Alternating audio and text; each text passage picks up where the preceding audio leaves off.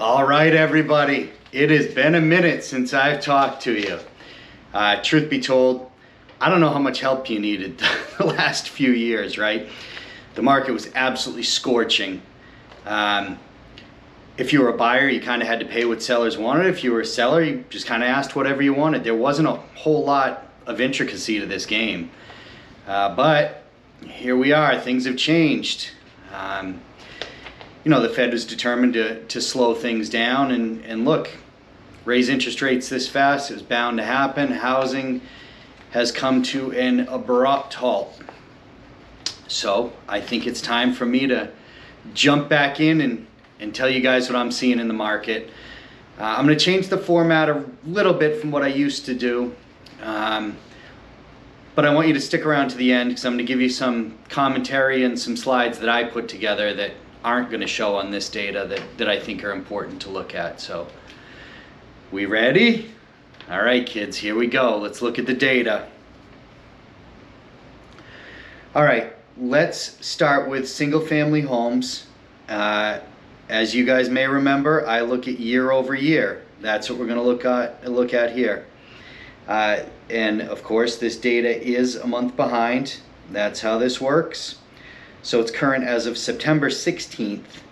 And so it would be a 1 year period, September 16, September 16. So single family homes, let's start it off. Closed sales in 2022, there were 104. There were 90 in 2023.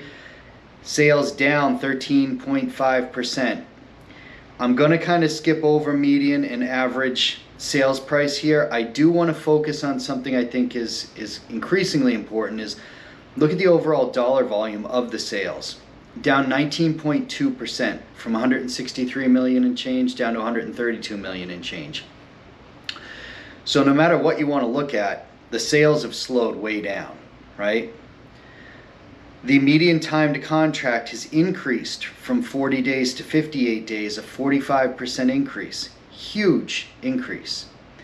Inventory of homes for sale. There were 431 homes for sale. There are 364 homes for sale now. Single family down 15.5%. If you are a single family seller, this is your silver lining. It means that there are fewer homes coming onto market right now. So even though the sales have slowed, there's also fewer homes coming to market, which is why we see our months of supply of inventory from 3.5 months to 4.2 months are up 20%. That's how that all gets reflected in there. Down to townhomes. Closed sales from 139 down to 133. Let's call it about flat, right? Down 4.3%. Total dollar volume of those sales, though, from 114 million and change down to 77 million and change, down 32% in overall volume. This is what I wanted to talk to you about when I skip onto the data that's not on these sheets. Median time to contract from 41 days to 57 days, up 39%. So here we are again. Slower sales, longer time to contract. Those are good things for buyers, right? Those are both things that, whether you're talking single family or townhomes, those are good signs for buyers. Inventory of homes for sale on condos and townhomes. Now, wait a minute. 434 up to 549, a 26.5% increase. Match that up against the inventory of homes for sale in single families. Single family was down 15.5%. Condos and townhomes are up 26.5%. The months of supply from 2.5 months to 4.3 months are up 72%. What does this kind of tell us if you want to wrap a little bow around it? You're still having an easier time selling a single family home than you are selling a condo or a townhome. Really important to know, depending on what product type you're trying to sell.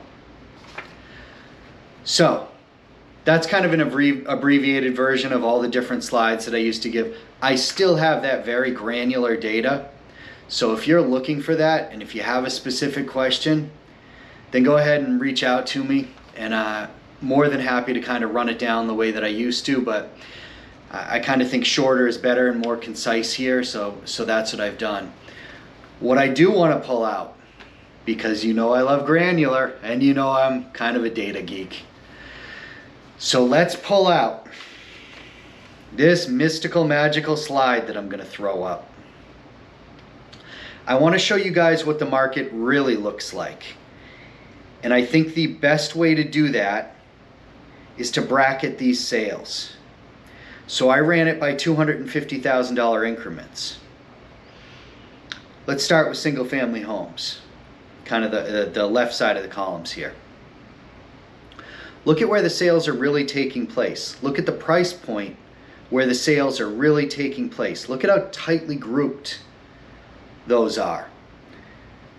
If you're between $250,000 and $750,000, single family home, if you're a buyer or a seller, 57.59% of sales are taking place between $250,000 and $750,000.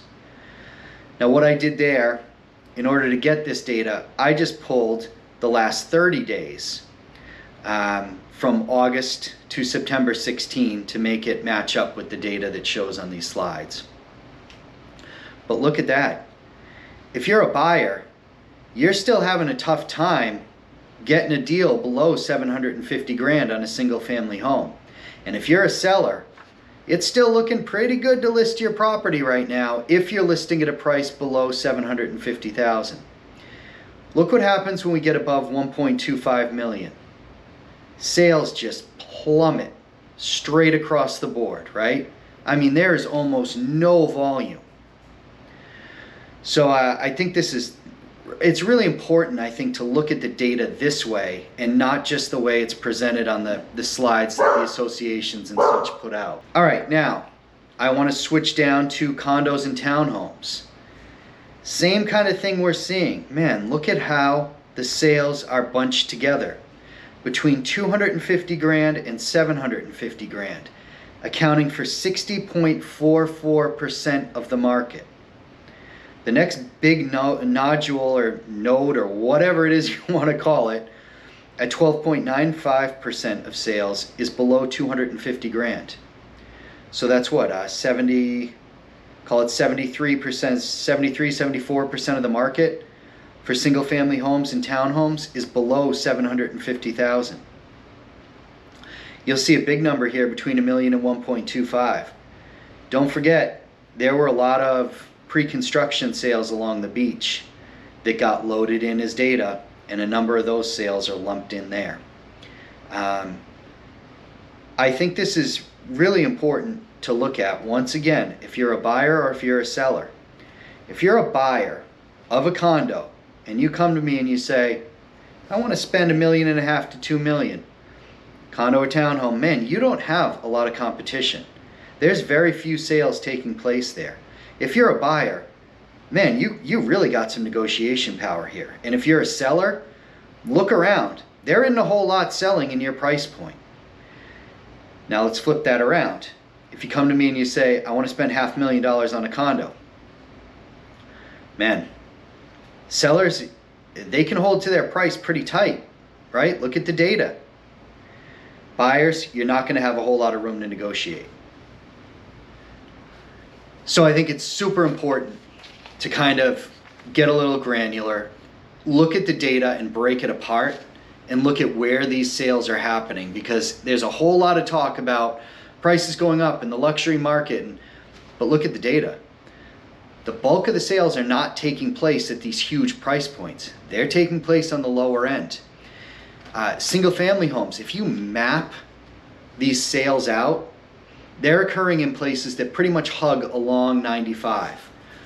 That's a lot of places where we didn't have a whole lot of activity the last few years. Never mind the last 7-8 years ago, those were ghost towns for sales. But I think what's happening is, if you want a single family home that's reasonably priced, you're gonna have to go into areas that historically haven't had a whole lot of sales. Now, a lot of that was due to, in my opinion, because a lot of those homes hadn't really been updated. So if you were going into them, you were gonna have to do some updating work. I also wanna take a minute and talk about that. What is not working right now is the HGTV sale. If you want to sell your house and it's beat up condition and you say, oh, somebody's going to make it whatever they want. No, they're not. It's not what buyers want right now. Also, remember, banks tightened up across the board. People are having trouble getting things to appraise. If your house is beat up and you're trying to sell it and you want top of the market, not only are you going to have fewer buyers, you're going to have more trouble appraising now. So you need to keep all these things in mind. That's my big spiel for you. I missed you guys. Did a whole lot of business in the last few years. And I'll be honest, it was easy to come by. And a whole lot of people came in through YouTube and the blog. So, man, couldn't be happier myself. But I do think it's time that I step in and start giving everybody a dose of reality again, because I do think that this is going to get rockier.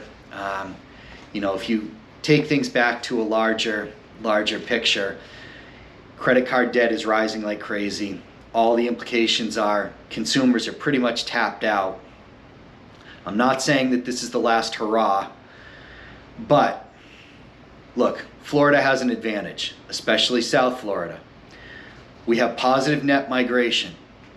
We're geographically constrained. We're sandwiched between Everglades and Ocean in Broward County.